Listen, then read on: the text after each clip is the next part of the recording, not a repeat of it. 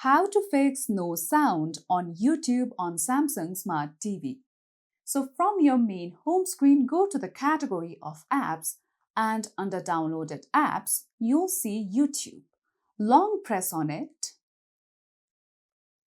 Now, from here, you'll see the option of reinstall. Select it. Now just wait for some time. After this, you could simply open YouTube and check whether the sound is working or not.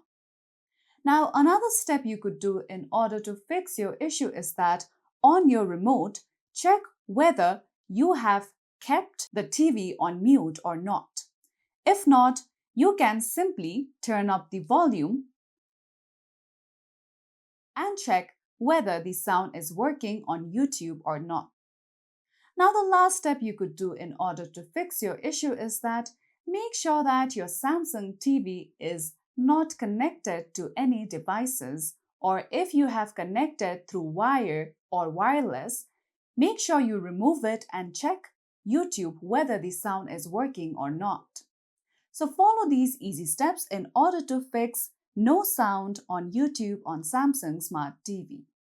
So that's all for today's video, and at last, don't forget to subscribe to our YouTube channel.